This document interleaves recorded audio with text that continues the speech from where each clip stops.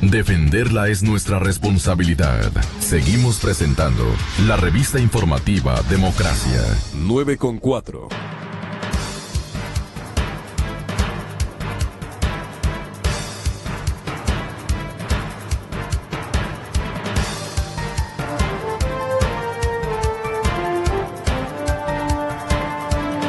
Bueno, por fin la Asamblea pasa a la mira de los movimientos políticos y a nosotros, desde nuestro ángulo de observación, simplemente nos parece aquello interesante, porque la Asamblea, en nuestra opinión, es uno o va a ser uno de los bastiones, como han sido en estos últimos 9 años, de lo que quiera hacer especialmente el movimiento de gobierno.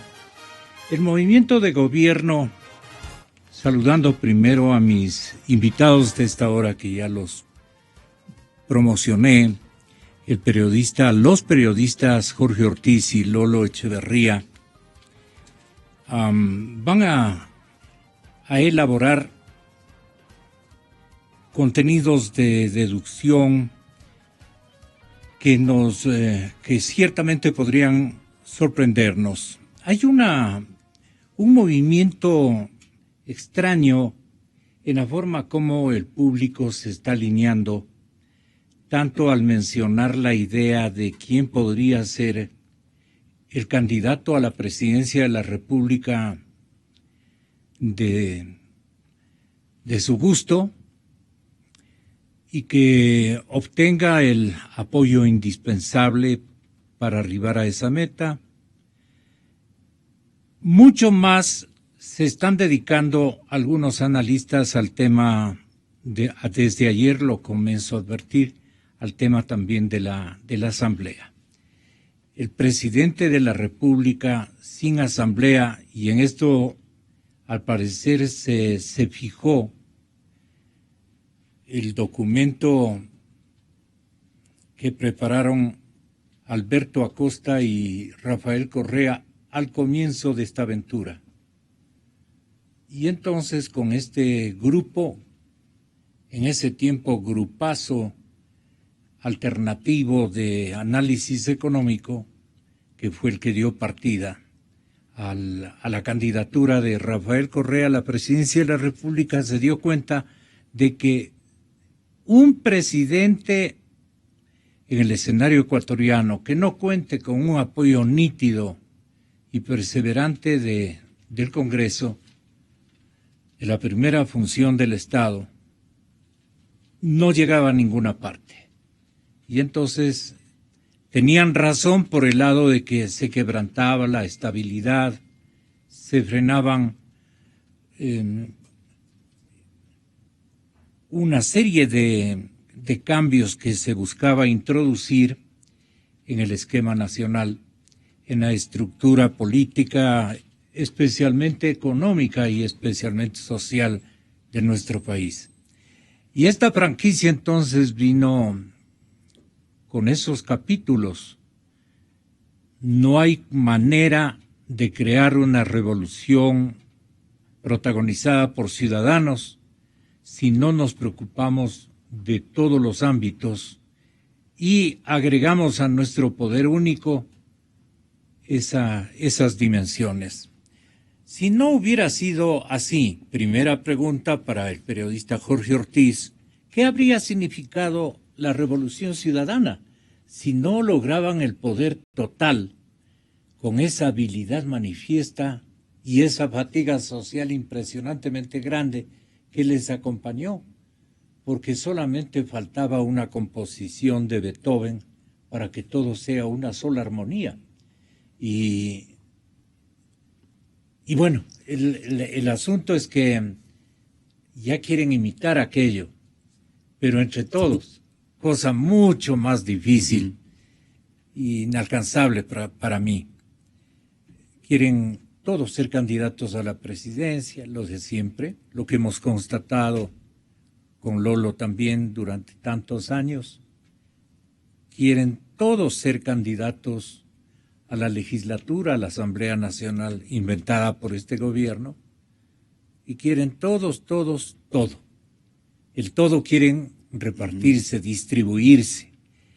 Y por la experiencia que acabamos de pasar, para hacer un recambio estructural profundo que se va a necesitar, se requiere de un gobierno bien cohesionado por todos sus lados. Ustedes tienen mejor elaborado esta necesidad nacional que no va definitivamente a traer buenas consecuencias. La ambición rompe el saco. Ten la bondad, Jorgito. Muchas gracias, Gonzalo. Sí, en el año 2006, cuando empezó esta aventura, que con el tiempo se ha visto que es tenebrosa, de la Revolución Ciudadana, pues el país estaba en una situación de deterioro moral, ¿no? Se había creado una imagen de que este país tenía poco futuro. Las encuestas, yo recuerdo, eran asombrosas porque había buenas cifras de crecimiento económico, había buenas cifras de disminución de la pobreza extrema, de la desnutrición infantil. Y sin embargo, el ambiente de la gente en esas encuestas que se le pregunta a la gente, ¿usted cree que el futuro va a ser mejor, que el próximo año vamos a estar mejor que ahora o peor que ahora? Había un pesimismo bastante generalizado. Esa situación de desencanto, en el cual creo yo, y aquí hay que hacer un mea culpa, creo que de alguna manera contribuimos los periodistas con una actitud excesiva y a veces injustamente crítica, o por lo menos excesivamente crítica, sí. Fue aprovechada muy hábilmente por Correa, que armó en su torno, el torno del caudillo que quería ser presidente y quedarse en la presidencia muchos años, armó un movimiento político que se tomó el poder y que, aprovechando que como parte de esa situación de desazón, los partidos políticos habían perdido protagonismo, habían perdido inclusive ilusiones. Muchas de sus figuras se habían separado de la política, expresidentes que se lavaron las manos, se dedicaron a otra cosa, se desentendieron del país, pues los partidos políticos se debilitaron.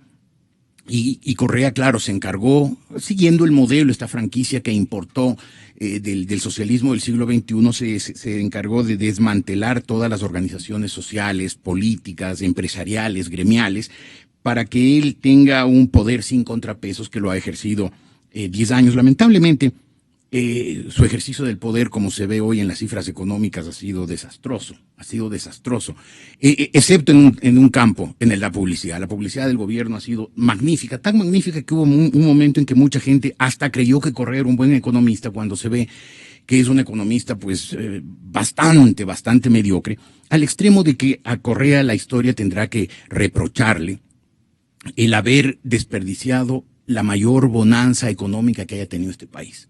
Los precios de las materias primas en general y del petróleo en particular tuvieron en estos últimos 10 años un repunte asombroso, espectacular, que ha sido desperdiciado por el gobierno como se ve ahora. Se ve ahora que las cifras de la economía son deplorables.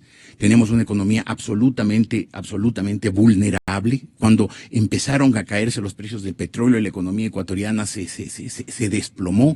Hoy, contratando unos préstamos usureros, hipotecando el petróleo por décadas. Y vendiendo activos. El gobierno está tratando de tapar el hueco para llegar a las elecciones del próximo año y que la gente no se dé cuenta de la magnitud de la pésima administración económica de Correa. Si esa es la intención, no va a haber una rendición de cuentas, Jorge. No va a haber, no la ha habido estos 10 años. Hemos tenido unas, cada 24 de mayo son unos discursos de barricada, unos discursos electoralistas, populistas, absolutamente ajenos a la realidad del país.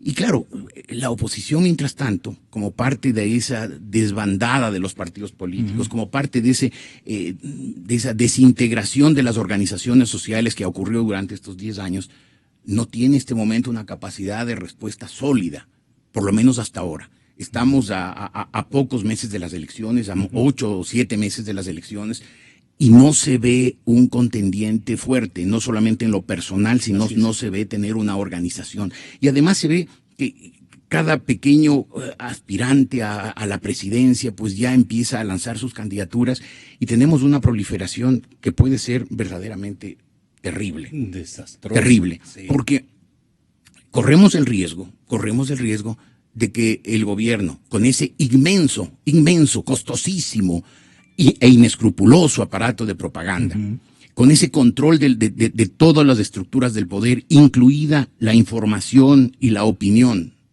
pues nos venda algún candidato presentándolo como un hombre bueno que va a seguir los lineamientos básicos de la Revolución Ciudadana, sin los excesos, sin los autoritarismos, sin los atropellos del señor Correa, y el Ecuador caiga en el engaño y nos encontremos que tal vez incluso con una mano del Tribunal Electoral pues ganen en primera vuelta. Y ese momento pues habrá que reprocharles. Gane nuevamente un candidato del oficialismo. Del correísmo, sí. Ya, yo creo sí, que sí. No es bueno decirlo, pero yo creo que sí es bueno que seamos conscientes de que hay ese riesgo para que les exijamos a los líderes políticos democráticos que se pongan a trabajar en serio, que dejen de esos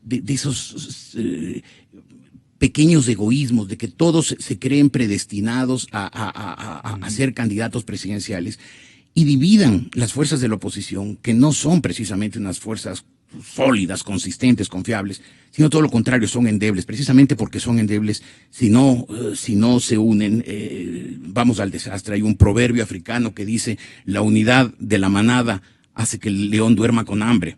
En este caso, la unidad de la manada tiene que hacer que la fiera se duerma con hambre. Lolo, hay también una manifestación de sinceramiento de parte de uno de los hombres más reiteradamente propuestos para la presidencia de la República desde el lado social.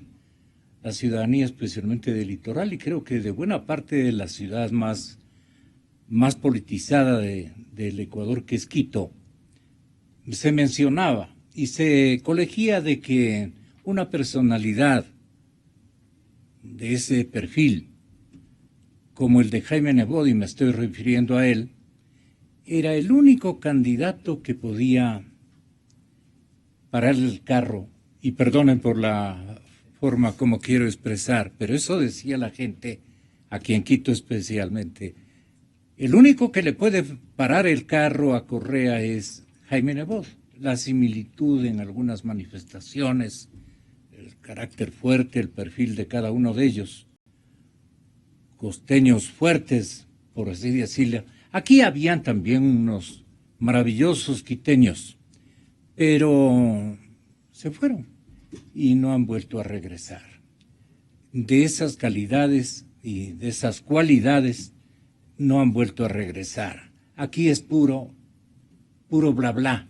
Lamentablemente en la ciudad capital no se conserva el toque final, el aliento que ponía el énfasis capitalino para combatir cualquier exageración de poder que hubiera sobrevenido.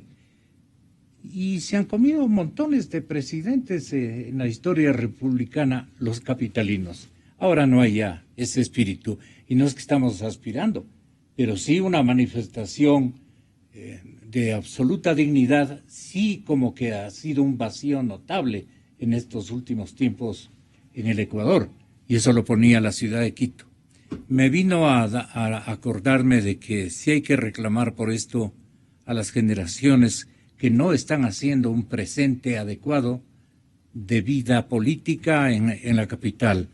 Bueno, el asunto es que en este momento el señor Nebot dijo, creo que no tengo, seguramente en base a encuestas, no es mi momento, yo me he dedicado a trabajar, me he dedicado de lleno a la tarea de alcalde y descuidé la parte política, o hacía a mi manera una defensa de mi ciudad, de mis intereses como alcalde y como ciudadano, y no me fui al resto de la República. Aparte que tiene un poquito de recelo con Quito, por las cosas que ocurrieron. Entonces, ido él, se acabó quien te quería. no sale sino una abundante cantidad de nombres y unos desmesurados anhelos de aspirar a la presidencia de la República. Y yo digo, unos tendrán todo el derecho. Derecho tienen todos, pero así esas ganas de ser candidatos y de sentirse súper promovidos por las circunstancias naturales y las de formación a ser presidentes de la República, me resisto a creer de que eso es verdad. Pero mira, ya sale otra candidatura. Ahorita me traen. Grupo propone candidatura Andrés Páez. ¿Cuántos candidatos hay hasta este momento mencionados? Pues no. Yo he contabilizado cerca de una veintena. Una veintena, ¿sí? Y ahora están descalificándose otros y otros están sinceramente arrepintiendo de serlo. Con este antecedente, ¿qué pasa entre los presidenciables del Ecuador? ¿Y qué pasa con la gente? ¿Qué opina Lolo? ¿O qué debe estar opinando este momento en un instante tan desorientador como el que estamos atravesando? Gracias, Gonzalo. Bueno, el caso de Nebot es un caso sumamente curioso que ilustra bien lo que le pasa al país. Indudablemente es una estrella de la política. Entonces dice, basta ver que él estaba antes de que llegue Correa y va a seguir después de que se vaya Correa. Y ha mantenido un nivel de popularidad. Eso es una figura importantísima. Tanto que en esta situación del país, él dice que no va a ser candidato una y otra vez y nadie le cree. Ni los amigos, ni los adversarios, ni el gobierno. Nadie le cree. Y por eso siguen pensando que terminará lanzándose a última hora y terminará moviendo todo el tablero electoral. Entonces por eso también es que los candidatos estos que hay en abundancia parece que les falta convicción. Por supuesto, lo que sí les falta evidentemente es doctrina, cuadros de gobierno, aparato organizativo, organización nacional. Les falta condiciones mínimas para ser candidatos. Pero tal vez piensan que en esta alguien de la oposición tiene que pasar a la segunda vuelta. Pero nadie descartará hasta última hora, hasta el final, la candidatura de Nebot. Ese es el caso de él. Y por eso todos lo que hacen es dar teorías acerca de esa candidatura. Unos dicen que siempre han dicho que no debe lanzarse, que nunca sería elegido, que se le pasó la hora. Otros que terminará lanzándose, que es el único capaz de enfrentar a Correa. Otros que debe tener algún impedimento que ignoramos. Pero todos tienen alguna teoría respecto de por qué él no se ha lanzado, por qué él dice que no se va a lanzar, pero todos en el fondo esperan que pase algo y que termine siendo el candidato. En todo caso, digo que ilustra esto la situación del país, porque todos estamos perplejos. Nadie sabe con certeza qué es lo que va a pasar. Y como decía Jorge, esto es un producto del tiempo también, de la situación. Ya no vivimos la circunstancia que vivimos cuando llegó Correa, que era una circunstancia de caída de los partidos políticos, casi odio a los partidos políticos y a toda forma de organización política. Y eso era la hora de los aventureros, que tuvo un éxito enorme, no solo aquí, sino en toda la región, con el surgimiento de esta ola populista, que se basó en la bonanza petrolera, en la bonanza del dinero, y también en este odio a los partidos y la corriente esta internacional. Pero claro, esas no son condiciones suficientes para sacar adelante un país. Y hemos quedado en una situación tristísima que se describe de esta manera. Un político importantísimo lo planteó de esta manera. Dice, tenemos un gobierno que ha dilapidado $300,000 millones. Además, ha destruido al país. Deja una bomba de tiempo con la deuda y la crisis económica y encima tenemos el riesgo de que regrese. O sea, peor situación es imposible. Sí, sí. Bien puesto aquello. Es 39% lo que Sedatos ha rescatado en favor del candidato de Alianza País. Me refiero al candidato con el que el presidente Correa, igualmente con pronóstico reservado, le dijo: tú vas a ser el candidato finalmente, fulano. Pero el candidato a la vicepresidencia va a ser XB persona. XB nada tiene que ver con el verdadero nombre del aludido. Y él le dijo: no, yo puedo ser el candidato, pero yo escojo al vicepresidente. Se quedaron los dos como cuando un par de amigos se gritan cosas simple y llanamente que no conectan, como que se van a entender, sino que cada uno queda con su, no es capricho, sino con su conveniencia. Uh-huh. Entonces, así está el oficialismo, también no es fácil para ese sector, porque si ya el dueño, prácticamente el dueño de la voluntad general, o el referente mayúsculo que es el presidente Correa, dice que así tiene que ser, yo creo que el 100% se cumple, pero no en esta ocasión, dicen. En esta ocasión, el nuevo candidato a sucederle, el que alcanza 39% en la medición última de Sedatos, seguramente no lo va a permitir. Pero luego pueden arrimar el hombro o pueden pelearse, pueden polarizar al oficialismo. Pero más seguro es que, eso lo dices tú, Jorgito. Yo creo, Gonzalo, que en esta ocasión más que nunca.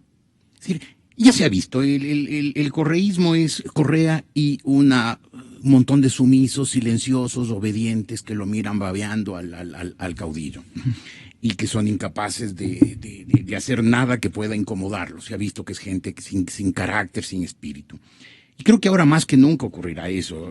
Rafael Correa les pegará un alarido y todos, mansos, silenciosos, obedientes y sonreídos, se plegarán a lo que les ordenen. Y lo que les ordenen, si las cosas van como parece que irán, va a ser apoyar la candidatura de Lenín Moreno.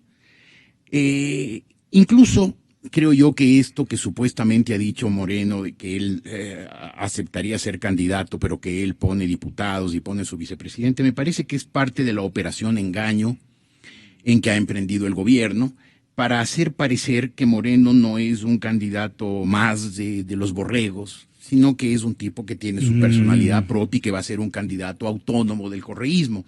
Yo personalmente lo dudo muy profundamente.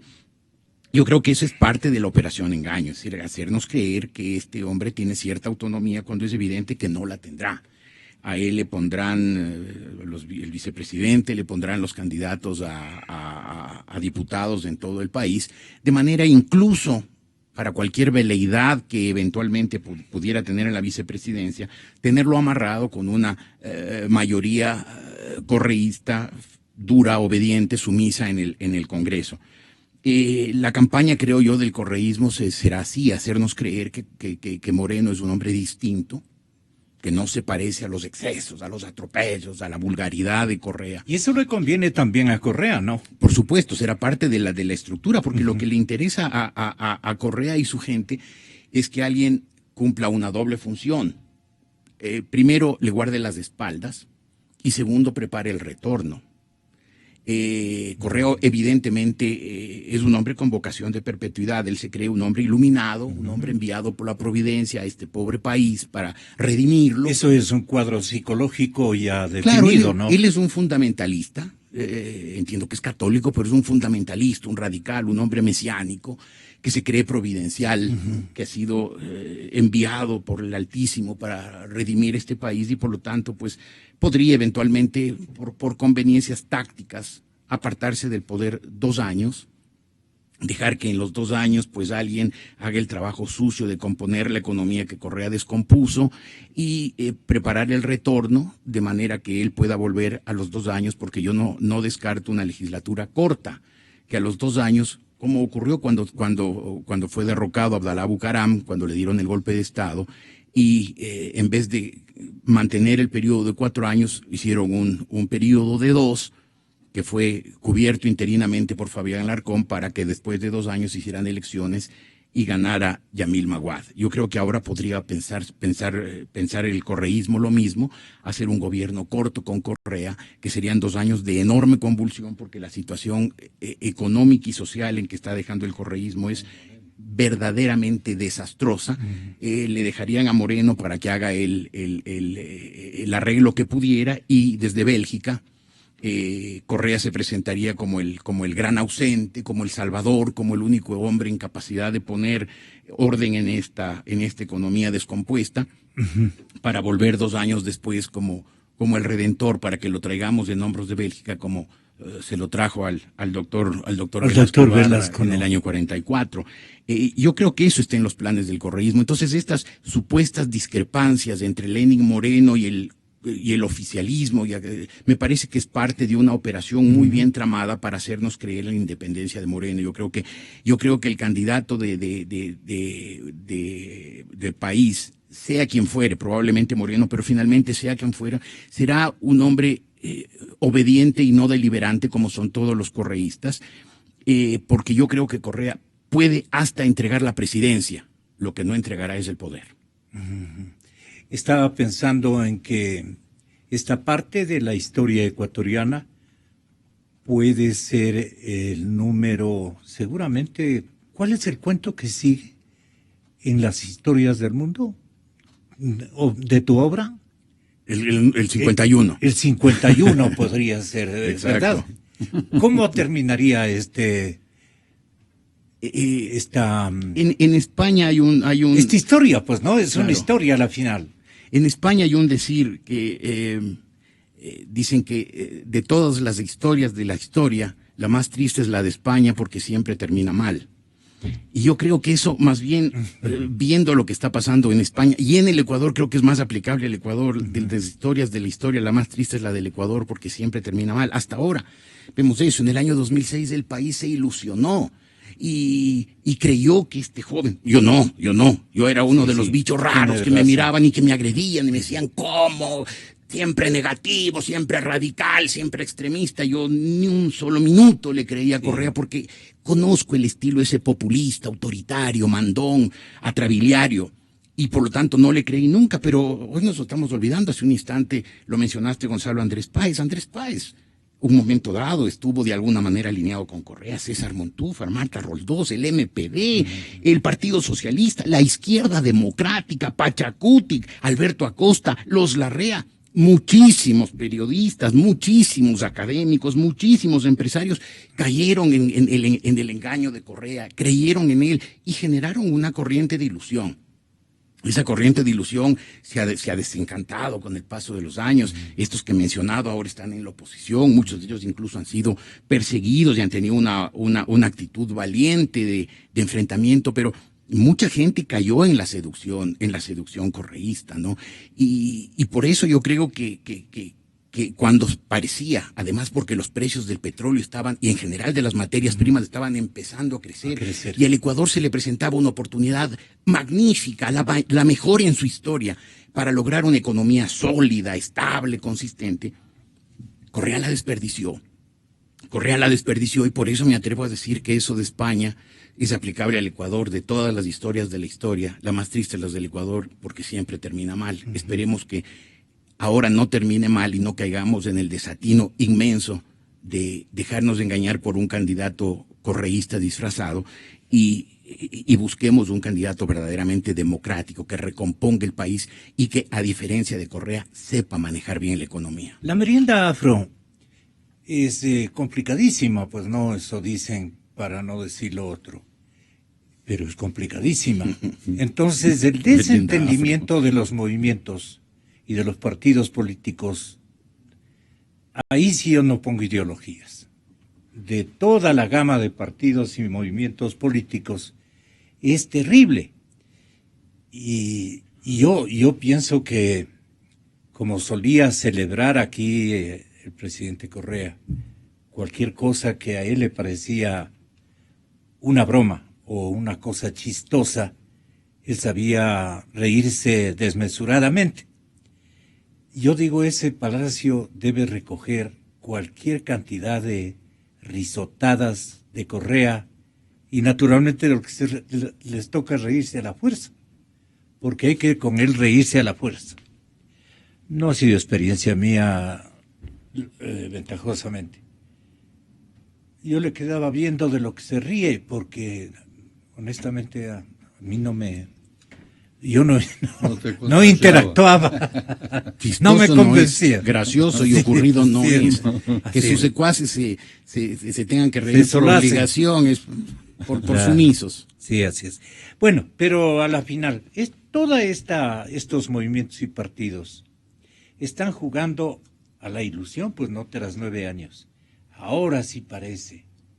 Y cuando les decimos en la radio, sea o no sea comprobadamente certero, de que Lenín Moreno, de nuevo la Revolución Ciudadana a su manera, pero de nuevo la Revolución Ciudadana con 39%, y cuando le dicen al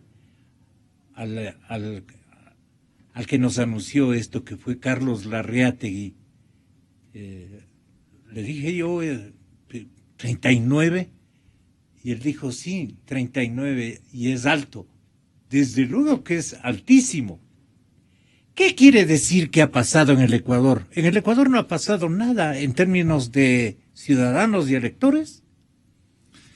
No, tiene cierta lógica, ¿no? Porque el correísmo tiene, digamos, una base de un 28, un 26% que se llama voto duro, que son los beneficiarios. Claro. Con tanto dinero que ha habido, tiene que haber un montón de beneficiarios. Eso es...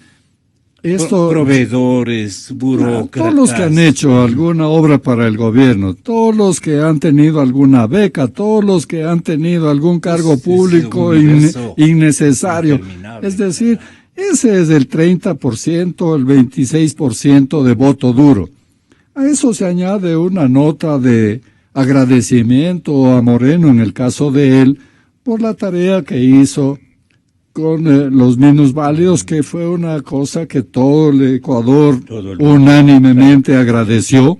Ya, entonces tiene lo que tiene. Pero yo no soy pesimista, yo pienso que no es posible la continuación de la revolución. No lo veo posible. Yo creo que Correa tiene... Por la parte económica. El mismo presidente dice... No solo eso. Yo pienso que la prioridad de Correa, evidentemente, es alguien que le cubra las espaldas. Y lo que tiene es un candidato muy confiable, pero incapaz de ganar. Y otro candidato capaz de ganar, pero muy desconfiable. Y en esas condiciones, él no puede ni siquiera renunciar a su propia candidatura como amenaza. Entonces es una situación triste la del oficialismo, no es una cosa para el optimismo, ¿ya? Entonces, ¿qué es lo que va a pasar? Vean hasta el caso de Lenín Moreno.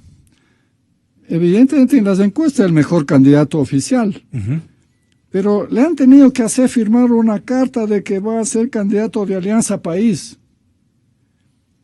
Y sin embargo, según cuentan, sigue conversando para ver si alía a otros candidatos, a ver si otro partido, si un movimiento de centro.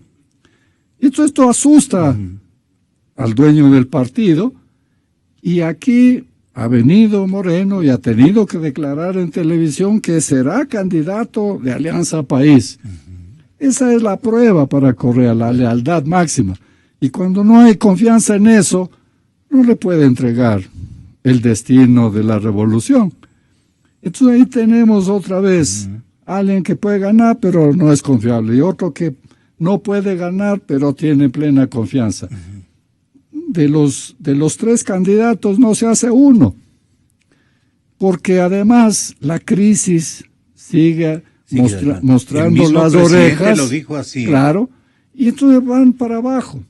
Entonces, el 38%, el 37%, lo que digan que tiene, es el punto de partida, y de ahí es para abajo. ¿A dónde llegará?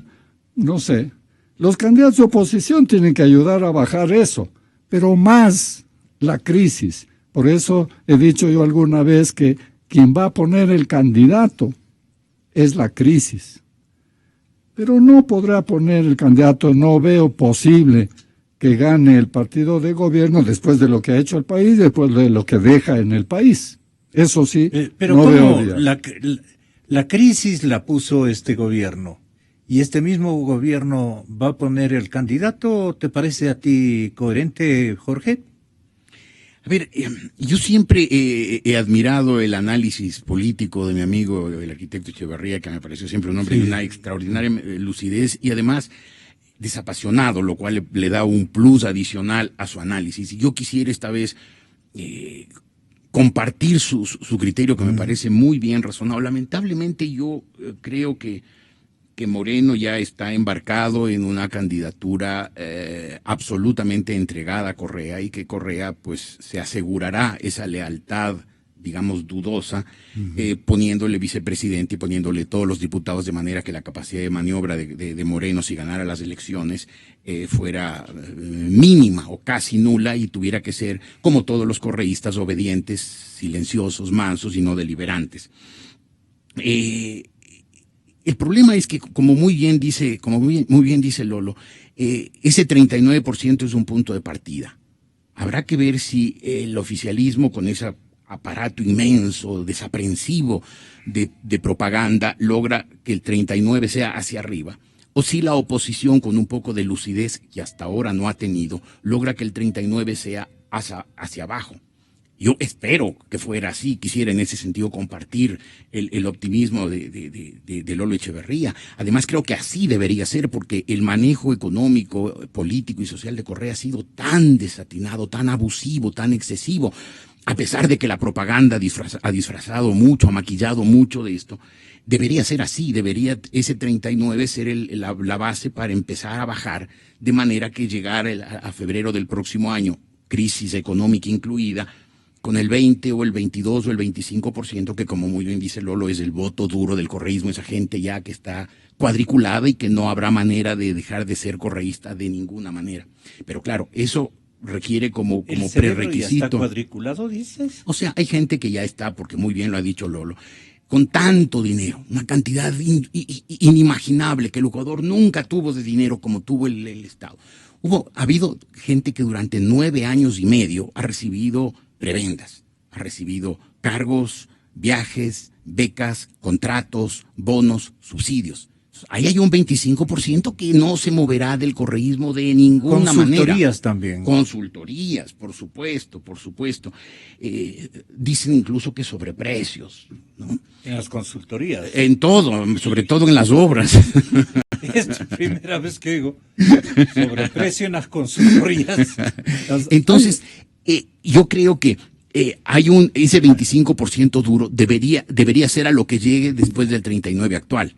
El problema es ese prerequisito, la lucidez de una oposición que, en vez de estar haciendo el pequeño calculito de cómo hago yo para quitarme de encima al otro que también aspira, se pongan a denunciar, a informarle a la gente lo que no ha sido informado todos los años, es decir, lo absolutamente mediocre de la conducción económica de Rafael Correa, que ha dejado una crisis que al Ecuador le dolerá mucho durante muchos años más. Decías, Lolo. Hay otro factor también, Gonzalo y Jorge, y es que por 10 años hemos tenido un partido hegemónico.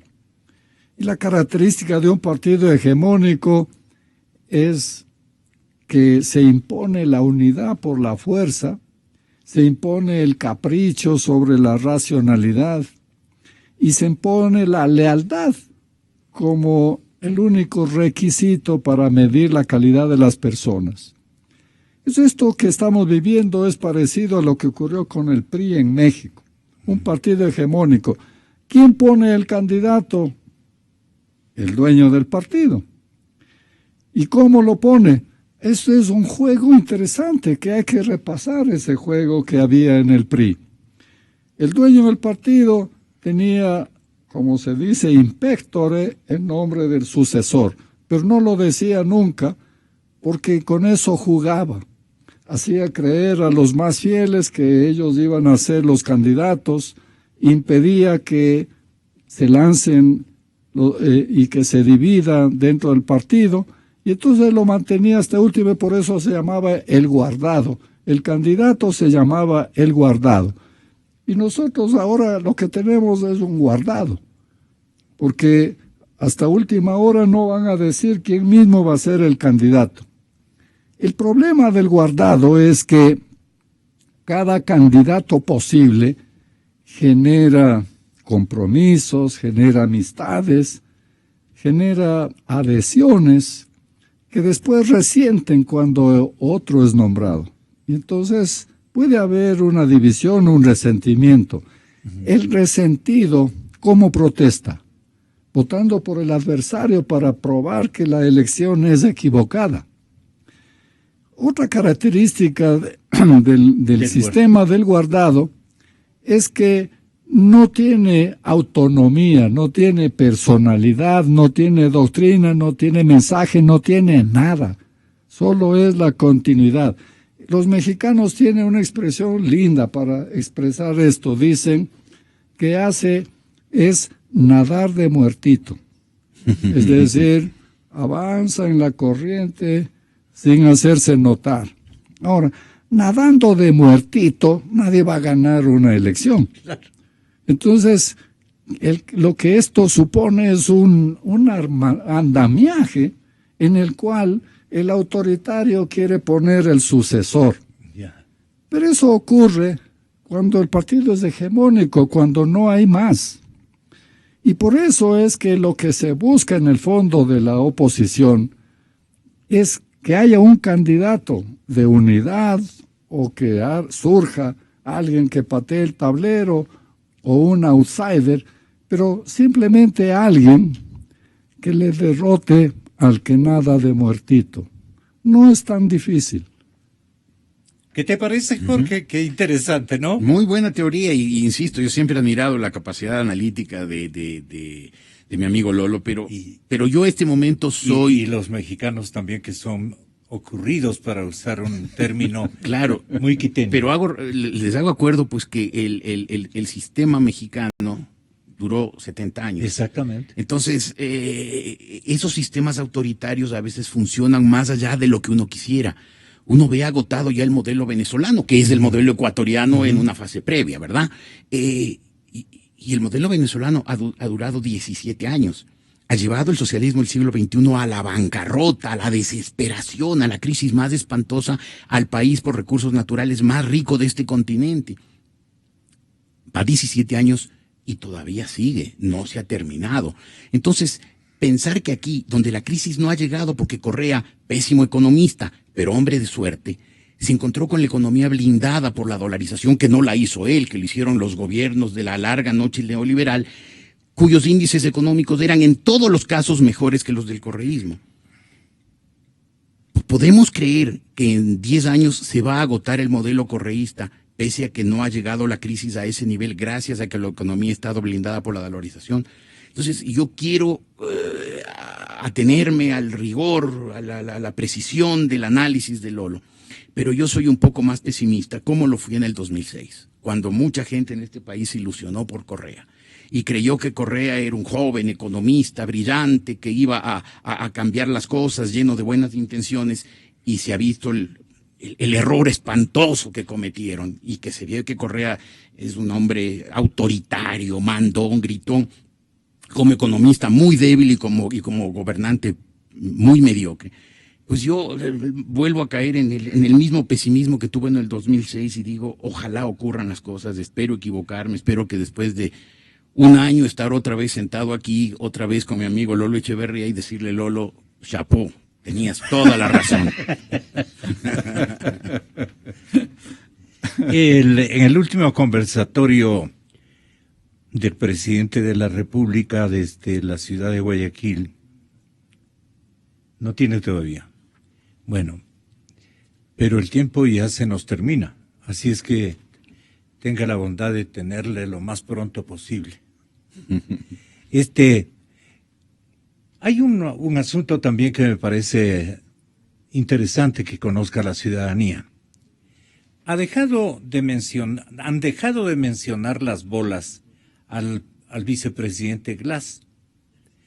De últimos días lo que dicen es que ha convencido al presidente Glass de que él está muy expuesto a la crítica desde el lado, tengo que decirlo, pues desde el lado ético, por toda una serie de denuncias que todas las páginas digitales, revistas y más, han hablado de su intervención en cada uno de los flacos favores que le han hecho a la economía ecuatoriana, por decirlo de alguna manera, ¿no?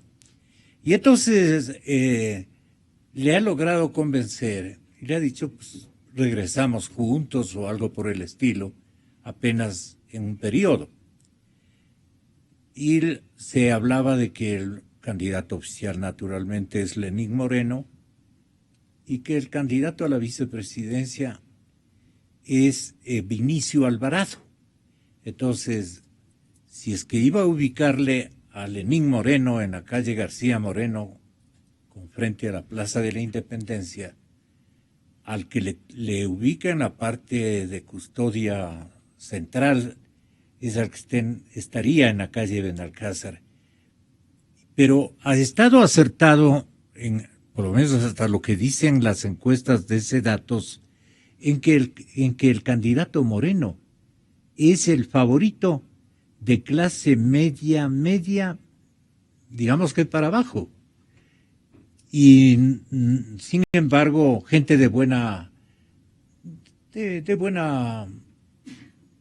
conciencia, que no quiere hacer daño al país y que se fija en valores como lo que ha sido el señor vicepresidente, un hombre muy caritativo, dedicado a la gente pobre, en fin, con su carácter, su temperamento a mitades, pero también su coraje en determinados capítulos, en fin, un candidato ideal para el pensamiento de los ecuatorianos serranos, digamos.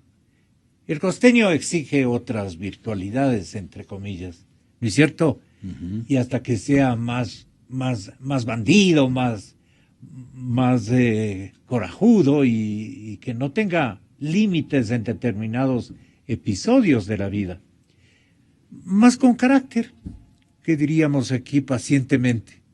Entonces, lo que ocurre es que ahora el oficialismo como que no, está sin candidato a la vicepresidencia por algunos chismes que han sobrevenido sobre el exsecretario de la Administración y actual ministro de Industrias y Productividad, o de Producción y Productividad. Entonces, el señor presidente también tiene sus conflictividades internas en los procesos de diseño de cómo irán los turnos en la fábrica. Entonces, a eso les quería yo atraer para ver si conocen algo más. Vamos con arquitecto Echeverría. Bueno, Lolo Echeverría. Yo pienso que no les falta candidatos a la vicepresidencia. Creo que el problema es que tienen demasiados. Sí. ¿Quién seguiría ahí? La presidenta de la Asamblea, por ejemplo, que ya se autoproclamó, le traicionó el inconsciente. Pero hay muchos, no son pocos, porque el propio presidente mencionó a algunos, ¿no? Paola Pavón, el ministro del Interior. Y entonces todos ellos se ponen a competir en las sombras. Esto debe ser bastante complicado. Entonces se va congestionando el paquete de candidatos. ¿Y con eso qué logra? Con eso se hace más difícil, porque a la hora de la designación no todos van a estar de acuerdo, ni van a tener el consenso suficiente, porque una vez que se declara que el correísmo termina, Entonces cada quien busca a dónde busca refugio. Claro. A dónde recalar. Algunos muy anticipadamente, por ejemplo, han recalado ya en los partidos de oposición. Y De manera estos que todavía, tienen muertitos por todavía docenas. tiene que correr agua bajo el puente. Una cosa que quería Pero digo, añadir Alianza rapidito. País tiene muertitos cualquier cantidad. Claro, por supuesto, casi todos. Además, lo que quería añadir era que hay dos diferencias ahorita en nuestro sistema que tal vez conviene que Jorge tome en consideración. Una es la corrupción. Cuando vino Correa, la corrupción estaba al otro lado. Y denunciar la corrupción es algo mágico, porque la gente, no hay cosa que le indigne más que la corrupción. Así es. Fíjese, una gavilla de venezolanos casi gana las elecciones en España. ¿Cómo? Simplemente denunciando la corrupción de los partidos, que es inaceptable. Esta es una diferencia. Y la otra diferencia son los militares. En Venezuela solo son, digamos, fanáticos con uniforme. Aquí los militares no, los militares mantienen todavía la institucionalidad y están defendiendo con mucha fuerza. De manera que hay unas dos diferencias fundamentales que son estas que he señalado. Sí, creo que son dos diferencias importantes, aunque yo creo que los militares, lo que hay que reconocerles es que no han tenido estos años papel político y por lo tanto no creo que lo tengan en los próximos años. Entonces, si es que el correísmo se las arregla mediante su aparato de propaganda y mediante su tribunal electoral para quedarse en el poder, los militares mantendrán la misma actitud institucionalista de decir no es nuestro problema, la política es tema ajeno, por lo tanto no participamos. Lo que decía Lolo con mucha precisión del tema mexicano, eso del candidato in pectore que tenía el presidente de la República y que para designar a su sucesor se demoraba y lo anunciaba a último momento. Yo no descartaría que el correísmo tenga otro también un candidato in pectore y que nos tengan jugando con Glass, que evidentemente por lo que se sabe y se dice de él no es un candidato viable. Y Moreno, pues que tiene este momento un problema. O sea, las Naciones Unidas dijeron con absoluta claridad que ellos no le están pagando un salario. El señor Moreno le está costando a alguien muchas decenas de miles de dólares mensuales, Habrá que saber de dónde sale esa plata. Sale de él, de su plata, de su bolsillo, paga Moreno su estadía y la de todo un equipazo de asistencia en Ginebra. Si es que es así, ¿de dónde sacó la plata? Porque él era un hombre modesto, que tenía una vida pobre. Dicen que ahora ya no, pero bueno, que en esa época tenía una vida pobre. Entonces habría que saber de dónde se paga. Y si no es él y le paga el Estado ecuatoriano, eso es peculado. Y el peculado es un delito imprescriptible. Entonces, a lo mejor, si es que Glass... Este último sí es complicadísimo. Si Glass no despunta, porque evidentemente no despunta a pesar de los esfuerzos de Correa, y si Moreno tiene un problema legal por esto del peculado, entonces a lo mejor el gobierno, muy anticipadamente, ya tiene un par de candidatos más in pectore. Nadando de muertitos. Exacto, nadando de muertitos, como bien decía Lolo, y a lo mejor nos lo sacan el último momento. En todo caso, como bien decía Lolo, el tema de la corrupción es un tema que si se logra denunciar con toda intensidad a lo largo de la campaña, lo cual hasta ahora no ha ocurrido, pues le afectará a las posibilidades de perpetuación del correísmo.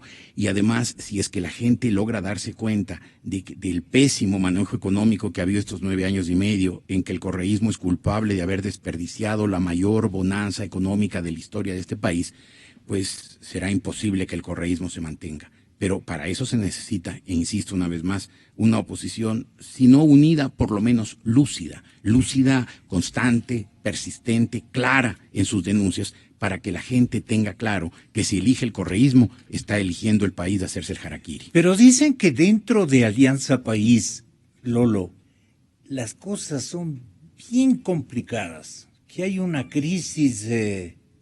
pero horrible, que siempre están sacando de casillas al mismísimo presidente de la República, por un lado.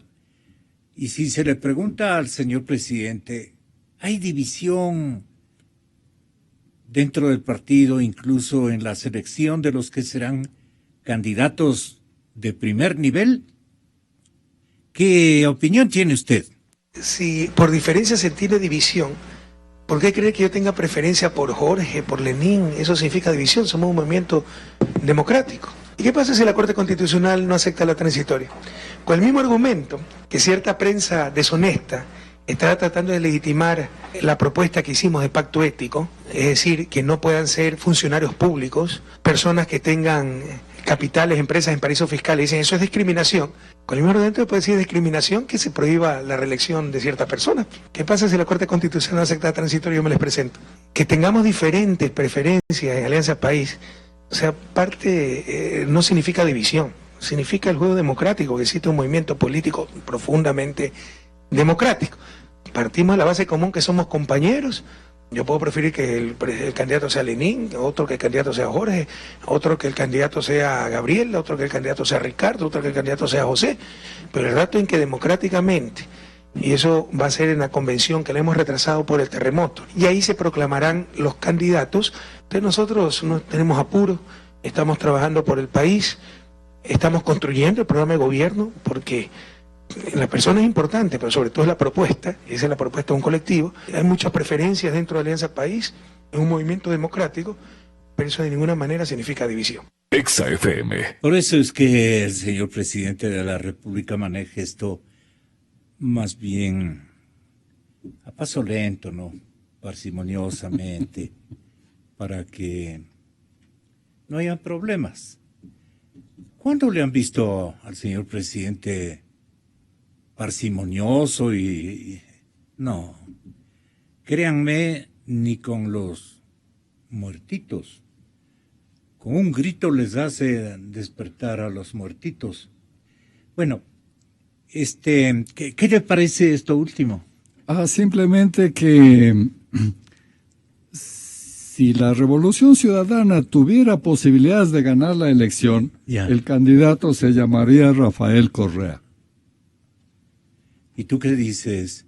¿Hay otro candidato que pueda llegar con votos nacionales, para decir así, generales, votos generales a la presidencia de la República? Obviamente con una campaña cuyo dirigente sea el presidente Correa, ¿no?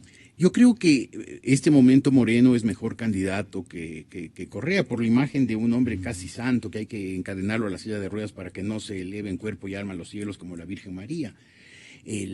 Mucha gente cree eso. Yo creo que además, por ejemplo, esto que le acabamos de oír a Correa, demuestra una profunda deshonestidad, pues, o sea, que nos venga a decir que su partido es un partido democrático, cuando todos sabemos que él les pega un alarido y todos se ponen pálidos y babeantes y le obedecen y todo, pues, o sea, eso le ha hecho perder credibilidad. Todos sabemos que no es así.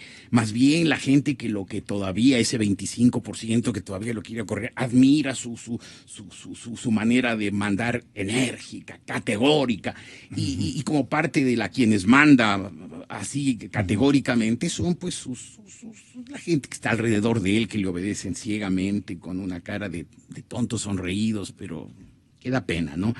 Entonces, yo creo que este momento Correa no es un buen candidato. Mejor es Moreno. Ahora, ciertamente, con ese inmenso y costosísimo aparato de propaganda tan deshonesto y además tan inescrupuloso, no me extrañaría que vuelvan a presentarnos a Correa otra vez como el candidato del futuro, como hicieron creer a mucha gente en el año 2006 y lo han hecho a lo largo de estas 7 u 8 elecciones, plebiscitos incluidos, en que el correísmo ha ganado. Pero hoy por hoy, Correa está desacreditado, y está justamente desacreditado porque ha demostrado ser un muy mal gobernante que está dejando un país en ruinas al borde de la venezolanización. Te salió a mí, yo no pude. Tengo que practicar y lo voy a hacer en Ana Carolina, claro, para que por lo menos me digan loco. Ten la bondad de recibir mi profundo reconocimiento, Jorge, por haber estado. Lo propio a ti. Gracias, todo lo que dijo Jorge de ti lo suscribo desde siempre. Gracias por el talento que ustedes, una vez más, demuestran, son poseedores para beneplácito de su amigo, y de todo el público que se ha beneficiado con todas estas orientaciones tan inteligentes. Hasta mañana entonces. Donaciones